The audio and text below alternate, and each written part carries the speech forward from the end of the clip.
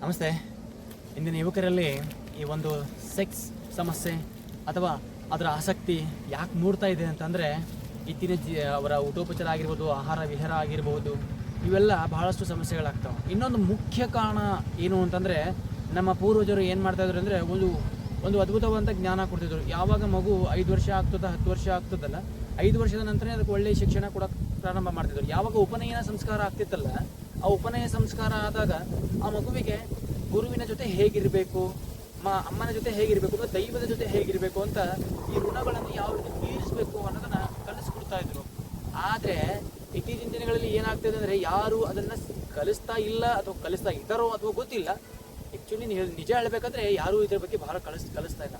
ನಮ್ಮ ಶಾಸ್ತ್ರದಲ್ಲಿ 4 ಆಶ್ರಮ ಧರ್ಮ ಇದ್ದು, ಆಶ್ರಮ ಪದ್ಧತಿ ಅಂತ, ಆಶ್ರಮ ಧರ್ಮ ಅಂತ ಕರಿತೀವಿ ನಾವು ಅದನ್ನು. ಆಶ್ರಮ ಧರ್ಮ ಅಂತಂದರೆ ಮೊದಲನೇದಾಗಿ ಬ್ರಹ್ಮಚರ್ಯಾಶ್ರಮ ಅಂತ ಇತ್ತು, 2ನೇದು ಗೃಹಸ್ಥಾಶ್ರಮ, 3ನೇದು ವಾನಪ್ರಸ್ಥಾಶ್ರಮ ಅಂತ, 4ನೇದು ಸನ್ಯಾಸಾಶ್ರಮ. ಈ 4 ಆಶ್ರಮಗಳ ಪದ್ಧತಿ ಮಾಡಿದ್ರು. ಆ ಬ್ರಹ್ಮಚರ್ಯಾಶ್ರಮ ಈಗ ಗೊತ್ತೇ ಇಲ್ಲ ಯಾರಿಗೂ. ನೇರವಾಗಿ ಗೃಹಸ್ಥಿಯಲ್ಲಿ ಏನು ಮಾಡಬೇಕು ಅದನ್ನೇ ಮಾಡ್ತಾ ಇದ್ದಾರೆ. ಈಗ ಏನು ಇವೆಲ್ಲ ಒಳ್ಳೆ ಸಂಸ್ಕಾರ ಇಲ್ಲದ ಕಾರಣಕ್ಕಾಗಿ ಏನು ಮಾಡ್ತಾ ಇದ್ದಾರೆ ಅಂದರೆ ಅಶ್ಲೀಲ ವಿಡಿಯೋ ಆಗಿರಬಹುದು, ಊಟ ತಿಂಡಿ ಆಗಿರ್ಬೋದು, ಊಟೋಪಚಾರ ಆಗಿರ್ಬೋದು, ಅತಿ ಹೆಚ್ಚು ಖಾರ ತಿನ್ನೋದಾಗಿರ್ಬೋದು, ಅತಿ ಹೆಚ್ಚು ಹುಳಿ ಮೋಜು ಮಸ್ತಿಯಲ್ಲಿ ಏನಾಗಿದೆ ಅಂತಂದರೆ ತಮ್ಮಲ್ಲಿರ್ತಕ್ಕಂಥ ಈ ಅರಿಷಟ್ ವರ್ಗಗಳನ್ನು ನಾವು ಜಾಗೃತವಾಗಿ ಮಾಡ್ಕೊಳ್ತಾ ಇದ್ದಾರೆ ಜನ. ಹೇಗೆ ಅಂದರೆ ಊಟೋಪಚಾರ, ಅವರ ವಿಚಾರ, ಅವರ ಆಚರಣೆ ಆಗಿರ್ಬೋದು, ಅವರ ಆಹಾರ ಆಗಿರ್ಬೋದು, ಅವರ ವಿಹಾರ ಆಗಿರ್ಬೋದು, ಯಾವ ರೀತಿಯಾಗಿ ಎಲ್ಲಿ ಯಾವ ರೀತಿ ಕೆಲಸಗಳು ಯಾವ ರೀತಿ ಮಾಡ್ತೀವಿ, ಯಾವ ರೀತಿ ವಿಚಾರ ಮಾಡ್ತಾರಲ್ಲ ಅದೇ ರೀತಿ ಆಗ್ತಾ ಹೋಗ್ತಾನೆ. ಹಾಗೆ ಮನೆಯಲ್ಲಿ ಮಕ್ಕಳಿಗೆ ಸಂಸ್ಕಾರದ ಕಡಿಮೆ ಇದ್ದ ಕಾರಣಕ್ಕಾಗಿ ಏನು ಮನೆಯಲ್ಲಿ ಮಾಸ್ಟರ್ಬೇಷನ್ ಆಗಿರಬಹುದು, ಸಣ್ಣ ವಯಸ್ಸಿನಲ್ಲೇ ಕೆಟ್ಟ ಕೆಲಸಗಳನ್ನು ಮಾಡಿಕೊಂಡು ಏನು ಮಾಡ್ತಾ ಇದ್ರು ಅಂತಂದರೆ ಆ ವ್ಯಕ್ತಿ ನೋಡಿ ಇವತ್ತು ನೋಡಿ ಬಹಳ ಜನ ಏನು ಮಾಡ್ತಾರೆ ಅಂದರೆ ಸೆಕ್ಸುವಲ್ ಸಮಸ್ಯೆಗಳನ್ನು ತಂದೊಡ್ಡಿಕೊಂಡು ಯಾವ ರೀತಿ ಕಂಪ್ಯಾರಿಸನ್ ಮಾಡ್ತಾರೆ ಅಂತಂದರೆ ಸೆಕ್ಸುವಲ್ ಅತಿ ಹೆಚ್ಚು ಮಾಡಿದಾಗ ಯಾವ್ಯಾವ ಸಮಸ್ಯೆಗಳಾಗ್ತಾವೆ ಅಂತ ಗೊತ್ತು ನಿಮಗೆ. ಅದು ಭಾಳ ಜನರಿಗೆ ಗೊತ್ತು, ಭಾಳ ಜನ ಹೇಳ್ತಾ ಇರ್ತಾರೆ. ಕಣ್ಣು ಕಾಣೋದಿಲ್ಲ, ಹಲ್ಲಿನ ಸಮಸ್ಯೆ, ಕೂದಲಿನ ಸಮಸ್ಯೆ, ಚರ್ಮದ ಸಮಸ್ಯೆ, ನೆನಪಿನ ಶಕ್ತಿಯ ಕೊರತೆ ಆಗಿರ್ಬೋದು, ಎಲ್ಲ ಸಮಸ್ಯೆಗಳು ಒಟ್ಟಿಗೆ ಬಂದ್ಬಿಡ್ತಾವೆ ಯಾವಾಗ ಅತಿ ಹೆಚ್ಚು ಮಾತ್ರದಲ್ಲಿ ಮೈಥುನ ಕ್ರಿಯೆಯನ್ನು ಮಾಡುವಂಥ ವ್ಯಕ್ತಿಗಳು ಇದ್ದರು ಅಂದರೆ ಅವ್ರ ಜೊತೆ ಇದೇ ರೀತಿ ಆಗ್ತಾ ಹೋಗುತ್ತೆ. ಮತ್ತು ಯಾವ ರೀತಿ ಅವರು ದೇಹ ಕೂಡ ಅತಿ ಕ್ಷೀಣಿಸ್ತಾ ಹೋಗುತ್ತೆ. ಅದಕ್ಕೆ ಏನು ಹೇಳ್ತಾರೆ ಅಂದರೆ ನಾವು ಹೇಳ್ತೀವಿ ಟ್ಯೂಬರ್ಕ್ಯುಲೋಸಿಸ್ ಏನು ಹೇಳ್ತೀವಿ, ಕ್ಷಯ ಅಂತ, ದೇಹದಲ್ಲಿ ಕ್ಷಯ ಉಂಟಾಗ್ತದೆ. ಕ್ಷಯ ಪೂರ ಸಂಪೂರ್ಣವಾಗಿ ದೇಹ ಏನಾಗ್ತದೆ ಅಂದರೆ ಕ್ಷಯಗ್ರಸ್ತ ಆಗ್ತಾ ಹೋಗುತ್ತೆ, ಸಂಪೂರ್ಣವಾಗಿ ನಶಿಸ್ತಾ ಹೋಗುತ್ತೆ ಅಂತ. ಅದಕ್ಕೆ ಈ ಒಂದು ಸಂಸ್ಕಾರವನ್ನು ಸರಿಯಾದ ರೀತಿ ಕೊಟ್ಟರು ಅಂತಂದರೆ ಇತ್ತು ಅಂದರೆ ವ್ಯಕ್ತಿಗಳು, ಇಂದಿನ ಮಕ್ಕಳು ಯಾವುದೇ ಕಾರಣಕ್ಕಾಗಿ ಅದರ ಬಗ್ಗೆ ಆ ಗೋಜಿಗೆ ಅಂದರೆ ಸೆಕ್ಸ್ ಸಮಸ್ಯೆ ಸಂಬಂಧ ಬಗ್ಗೆ, ಸೆಕ್ಸ್ ಅಂದರೆ ಏನು ಒಂದು ಜೀವನನೇ ಪೂರ್ತಿಗೆ ಅದೇ ಸಂಪೂರ್ಣವಾಗಿ ಅದು ಮಾಡದೇ ಇದ್ರೆ ಜೀವನನೇ ಅಲ್ಲ. ಇದ್ರ ಬಗ್ಗೆನೇ ಬಹಳ ಜನ ಅದ್ರ ಬಗ್ಗೆನೇ ಯೋಚನೆ ಮಾಡೋದು. 24 ಗಂಟೆಗಳ ಕಾಲ ಪೂರ 18 ಗಂಟೆ ಪೂರ್ತಿಯಾಗಿ ಅದ್ರ ಬಗ್ಗೆನೇ ವಿಚಾರ ಮಾಡೋದು. ಈ ರೀತಿ ಮಾಡೋದ್ರಿಂದ ಏನಾಗುತ್ತೆ, ಇಂದಿನ ಯುವಕರಲ್ಲಿ ಏನಾಗ್ತಾ ಇರುತ್ತೆ ಅಂದರೆ ನಾನೇನು ಹೇಳ್ದಲ್ಲ, ಕಣ್ಣು ಕಾಣೋದಾಗಿರ್ಬೋದು, ಕಾಣದೇ ಇರೋದಾಗಿರ್ಬೋದು, ಚರ್ಮದ ಸಮಸ್ಯೆ ಆಗಿರ್ಬೋದು, ನೆನಪಿನ ಶಕ್ತಿ, ಈ ದೇಶದಲ್ಲಿ ಅದ್ಭುತವಾದಂಥ ಒಂದು ಶಕ್ತಿ ಇದೆ. ಆ ಶಕ್ತಿನ ಮರೆತು ಏನು ಮಾಡ್ತಾ ಇದ್ದಾವೆ ಅಂದರೆ ಇವೆಲ್ಲ ಒಂದೇ ಕಡೆ ತಮ್ಮ ಶಕ್ತಿ ಎಲ್ಲ ಹಾಕಬೇಕು ಅಲ್ಲ ಹಾಕ್ತಾ ಇಲ್ಲ, ಕಂಡಲ್ಲಿ ಎಲ್ಲಂದ್ರೆ ಅಲ್ಲಿ ಜ್ವಾಲಾಮುಖಿನ ಸ್ಫೋಟ್ ಮಾಡ್ತಾ ಇದ್ದಾರೆ.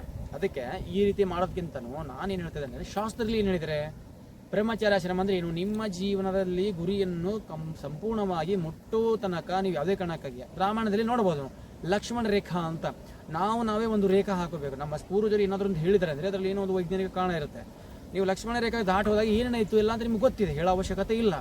ಯಾಕೆ ಅಂದರೆ ಆ ರೇಖೆ ಅಂದರೆ ಈ ರೇಖೆಯಲ್ಲಿ ನಾವು ಇರ್ತೀವಿ ಅಂತಂದರೆ ಆ ರೇಖೆ ದಾಟಿಕೊಂಡು ನಾವು ಹೋಗಬಾರ್ದು. ಅಲ್ಲಿ ಯಾವ ರೇಖೆ ಅಂದರೆ ನಮ್ಮ ಗುರಿ ಗಂತವ್ಯಗಳನ್ನು ಮರೆತು ನಾವು ಕೇವಲ ಯಾವುದೋ ಒಂದು ಸುಂದರವಾದ ಸ್ತ್ರೀ ಆಗಿರ್ಬೋದು, ಸುಂದರವಾದ ಪುರುಷನ ಜೊತೆ ಸ್ತ್ರೀ ಹೋಗ್ಬೋದು, ಸ್ತ್ರೀ ಜೊತೆ ಪುರುಷ ಹೋಗ್ಬೋದು, ಈ ರೀತಿ ಆಯಿತು ಅಂತಂದರೆ ನಿಮ್ಮ ಜೀವನ ನರಕ ಆಗ್ತಾ ಹೋಗುತ್ತೆ. ಅದಕ್ಕೆ ಮಕ್ಕಳಾಗದೇ ಇರೋ ಸಮಸ್ಯೆ ಆಗಿರ್ಬೋದು, ನಿಮಗೆ ಮದುವೆ ಆದ ನಂತರ ಅತಿ ವೇಗದಲ್ಲಿ 2 ಅಥವಾ 3 ನಿಮಿಷದಲ್ಲೇ ಏನಾಗುತ್ತೆ ಅಂದರೆ ಸಂಪೂರ್ಣವಾಗಿ ನೀವು ಶಕ್ತಿಹೀನರಾಗ್ತೀರಾ. ಸ್ಖಲನ ಬೇಗ ಸ್ಖಲನ ಆಗೋದಾಗಿರ್ಬೋದು, ಇವೆಲ್ಲ ಸಮಸ್ಯೆ ಆಗ್ತಾ ಹೋಗುತ್ತೆ ನಿಮ್ಮ ಜೀವನದಲ್ಲಿ. ಮತ್ತು ಸೆಕ್ಸುವಲ್ ಸಮಸ್ಯೆ ಅದರ ಅಭಿರುಚಿನೇ ಕಡಿಮೆ ಆಗ್ತಾ ಹೋಗುತ್ತೆ. ಹಾಗೆ ಆಗೋದಕ್ಕೆ ಮೂಲ ಕಾರಣ ಬೇರೆ ಯಾರೂ ಅಲ್ಲ, ನೀವೇ ಆಗಿರ್ತೀರ. ಅದರಿಂದ ಹೊರಗಡೆ ಬರಬೇಕು ಇತ್ತು ಅಂತಂದರೆ ನೀವು ಯೋಗ, ಆಯುರ್ವೇದದಲ್ಲಿ ವಾಜಿಕಣ ಚಿಕಿತ್ಸೆ ಇವೆಲ್ಲವನ್ನು ತಗೊಳ್ಳಿ. ಕೇವಲ ಈ ಥರ ಆಗುತ್ತೆ ಸಿಂಪ್ಟಮ್ಸ್ ನೋಡಿಬಿಟ್ಟು ನೇಣು ಹಾಕೊಂಡು ಬಿಗಿಯೋದು, ಸತ್ತೋಗ್ಬಿಡೋದು, ಯಾರೋ ಸೂಸೈಡ್ ಅಟೆಂಪ್ಟ್ ಮಾಡೋದು, ಆತ್ಮಹತ್ಯೆ ಯಾಕೆ ಮಾಡ್ತಿದ್ರ? ಆಯುರ್ವೇದ ಶಾಸ್ತ್ರದಲ್ಲಿ ಪ್ರತಿಯೊಂದಕ್ಕೂ ಸಮಸ್ಯೆಗೂ ಪರಿಹಾರ ಇದೆ. ಆ ಪರಿಹಾರ ಕಂಡುಕೊಳ್ಳಬೇಕಾದ್ರೆ ನಿಮಗೆ ವಾಜಿಗಣ ಚಿಕಿತ್ಸೆ ಅನ್ನೋದು ಅದ್ಭುತವಾಗಿ ಕೆಲಸ ಮಾಡಿದೆ. ಹೆಣ್ಮಕ್ಕಳಿಗೆ ಸಮಸ್ಯೆ ಆಗಿರ್ಬೋದು, ಗಂಡು ಮಕ್ಕಳಿಗೆ ಸಮಸ್ಯೆ ಆಗಿರ್ಬೋದು, ನೋಡಿ ಭಾಳ ಜನರಿಗೆ ಏನಾಗಿರುತ್ತೆ ಅಂದರೆ ಸೆಕ್ಸ್ ಅದ್ರ ಅಭಿರುಚಿನೇ ಹೋಗ್ಬಿಡುತ್ತೆ. ಯಾಕೆ ಅಂದರೆ ಮೊದಲು ಮಾಡಿರೋ ತಪ್ಪಿಂದ ಅತಿ ಹೆಚ್ಚು ಹಸ್ತಮೈಥುನ ಮಾಡಿಕೊಳ್ಳೋದಾಗಿರ್ಬೋದು, ಅತಿ ಹೆಚ್ಚು ಸ್ತ್ರೀ ಸಂಘ ಆಗಿರ್ಬೋದು, ಸ್ತ್ರೀಲೋಲುಪರ ಏನೋ ಒಂದು ಸಮಸ್ಯೆಗಳಿಂದ ದೊಡ್ಡ ಸಮಸ್ಯೆನ ನೀವು ಮಾಡ್ಕೊಳ್ತಾ ಇದ್ದೀರಾ. ಹಿರಿಯರು ನಮ್ಮ ಪೂರ್ವಜರು ಏನು ಹೇಳ್ತಾರೆ, ಮಾನವ ಶರೀರ ಈ ಮಾನವನ ಜನ್ಮ ಮೋಕ್ಷ ಮಾರ್ಗ ಅಂತ ಕರೀತಾರೆ. ಇವ್ರು ಹಾಗಲ್ಲ, ಕೇವಲ ಎಂಜಾಯ್ಮೆಂಟ್ಗೋಸ್ಕರನೇ ಜೀವನ ಬಂದಿದೆ, ಎಲ್ಲಿ ತನಕ ಇರ್ತೀವಿ ಎಲ್ಲಿ ತನಕ ಎಂಜಾಯ್ಮೆಂಟ್ ಮಾಡಬೇಕು, ಆಮೇಲೆ ಮುಗಿಸ್ಬೇಕು ತಮ್ಮ ಜೀವನ ಅನ್ಕೊಂಡ್ರೆ. ಆ ಥರ ಇಲ್ಲ. ದೇಹಕ್ಕೆ ಕೊಡುವ ಶಿಕ್ಷೆಗಿಂತಲೂ ಆತ್ಮಕ್ಕೆ ಕೊಡುವ ಶಿಕ್ಷೆ ಅತಿ ದೊಡ್ಡದು, ಅತಿ ಭಯಂಕರವಾದಂಥ ಶಾಸ್ತ್ರದಲ್ಲಿ ಹೇಳ್ತಾರೆ.